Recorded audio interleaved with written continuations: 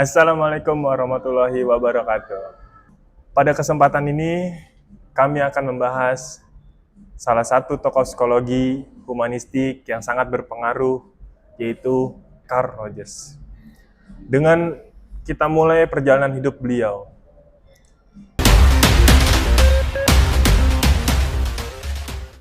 Carl Rogers lahir pada 8 Januari 1902 di Oak Park, Illinois, Amerika Serikat. Ia berasal dari keluarga yang religius dan konservatif. Menjunjung tinggi kerja keras, disiplin, moralitas. Nilai-nilai ini membentuk kepribadian yang cenderung introvert. Senang berpikir mendalam. Awalnya Rogers mengikuti keinginan ayahnya dengan menekuni bidang pertanian. Ia juga sempat mendalami sejarah dan bahkan bercita-cita menjadi pendeta. Namun, sebuah seminar yang ia ikuti yang mendorong kebebasan berpikir membuat mulai mempertanyakan keyakinan. Inilah titik balik dalam hidupnya yang akhirnya membawa ke bidang psikologi. Rogers kemudian menempuh pendidikan di Columbia University hingga memperoleh gelar magister dan doktor. Di sanalah lahir gagasan inovatif yang tentang psikoterapi dan kepribadiannya. Karirnya dimulai sebagai psikologi klinis, bekerja keras dengan anak-anak seiringnya waktu mengembangkan pendekatan terapi berpusat kepada klien.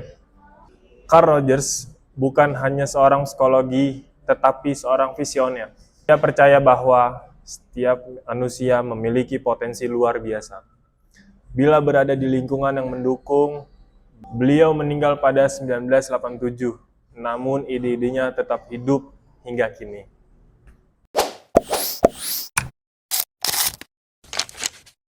Menurut Rogers, manusia pada dasarnya baik. Setiap individu memiliki dorongan alami untuk bertumbuh dan mencapai potensi penuh yang disebut aktualisasi diri. Aktualisasi diri adalah proses berkelanjutan untuk menjadi versi terbaik dari diri kita. Namun, hal ini hanya bisa terwujud bila kita berada dalam lingkungan yang mendukung, yaitu lingkungan yang penuh penerimaan dan dukungan.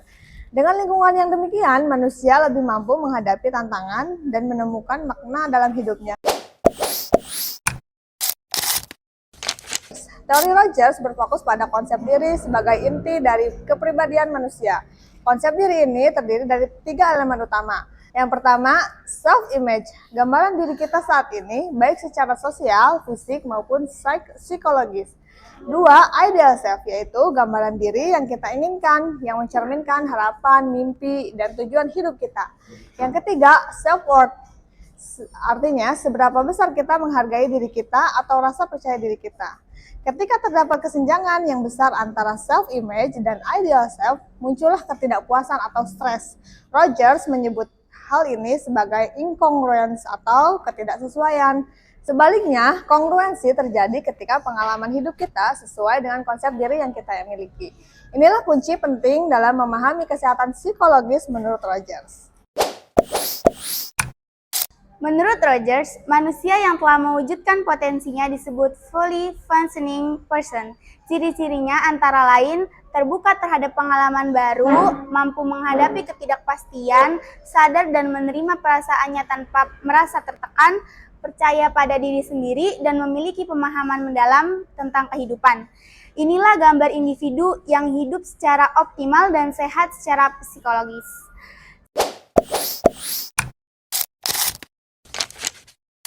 Salah satu kontribusi terbesar Rogers adalah pengembangan psikoterapi berpusat pada klien atau client-centered therapy.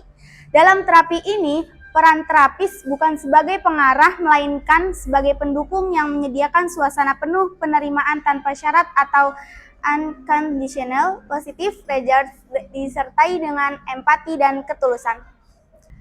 Terapis berfokus pada mendengarkan secara aktif serta menciptakan hubungan hangat dan mendukung agar klien merasa aman untuk mengeksplorasi dirinya.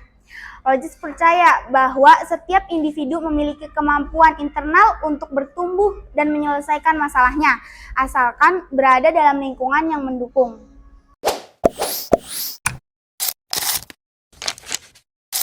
Meskipun teori Rogers berpengaruh besar, ada juga beberapa kritik. Pertama, pendekatan ini dianggap terlalu optimis karena berasumsi bahwa semua manusia pada dasarnya baik dan mampu bertumbuh sendiri.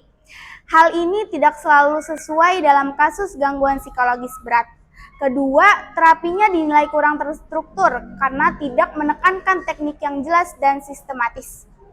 Ketiga, dari perspektif budaya, pendekatan Rogers yang individualistik tidak selalu cocok diterapkan pada budaya yang lebih mengutamakan hubungan sosial dan keluarga.